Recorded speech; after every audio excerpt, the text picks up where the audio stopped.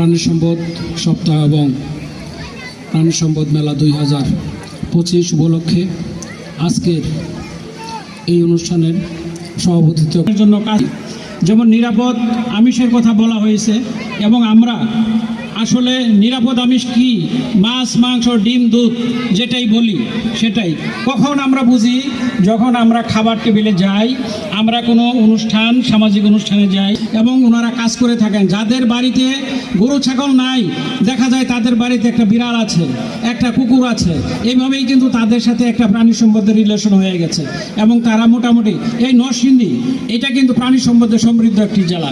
এইখানে প্রতিদিন 150 থেকে 200 পেশেন্ট হয়, সেটা ছাগল গরু বিড়াল কুকুর সব মিলিয়ে।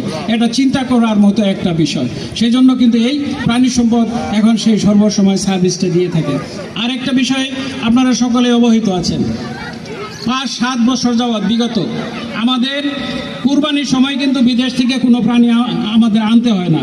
আমাদের যে প্রাণী এই দেশ উৎপন্ন হয় এটা কিন্তু আর উদ্বৃত্ত থাকে এবং গত বছরে আমাদের যে পরিমাণ পশু কুরবানি হয়েছে এবং কেনা বেচা হয়েছে তার ভ্যালু দাঁড়াইছে 69,000 কোটি টাকা।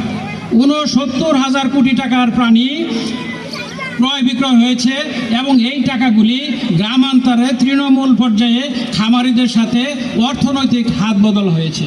আমরা ইকোনমিক্সের ভাষায় যেটা জানি, অর্থের যত হাত বদল হয় তত অর্থনৈতিক সমৃদ্ধ হয়। এই 69,000 কোটি টাকা কিন্তু তৃণমূল পর্যায়ের খামারিদের মধ্যে অর্থের বিনিময় হয়েছে এবং সেই কারণে অর্থের সঞ্চালনের মধ্যে দিয়েই কিন্তু দেশের অর্থনৈতিক সমৃদ্ধি হয় এবং আমরা সেটা এই প্রাণী সম্পদের মাধ্যমে কিন্তু আমরা করতে পেরেছি এবং এই ডাটা এবং হিসাব কিন্তু আমাদের অধিদপ্তরে সংগৃহীত হয়েছে এবং এই অর্থনৈতিক ফ্লুইডিটি কতটুকু হয় এবং সেটার একটা ডাটা এবং ক্যালকুলেশন আমাদের রয়েছে।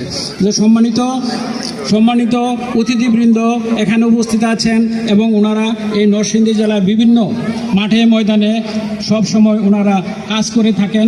এই প্রাণী সম্পদের গুরুত্ব হয়তো আমরা ওনাদেরকে পুরোপুরি আজকের এই মেলার কি উদ্দেশ্য, তাহলে যদি মানুষের মধ্যে এই প্রাণী সম্পদের গুরুত্ব উপলব্ধি অর্থনৈতিক সহযোগিতা সমস্ত বিষয়গুলি যদি মাঠ লেভেলে ছড়িয়ে যায় তাহলেই কিন্তু অর্থনৈতিক সমৃদ্ধ হয়। যা আজকে এই সপ্তাহের আজকে কিন্তু আরও 6-7টা আমরা 6-7 বছর যাবত 25 ও প্রাণী সম্পদ প্রদর্শনী উদ্বোধনী অনুষ্ঠানে প্রধান অতিথি হিসাবে উপস্থিত আছেন জনাব মোহাম্মদ আনোয়ার হোসেন, জেলা প্রশাসক ও বিজ্ঞ জেলা ম্যাজিস্ট্রেট নরসিংদী। বিশেষ অতিথি জনাব মোহাম্মদ মেনহাজুল ইসলাম, পিপিএম পুলিশ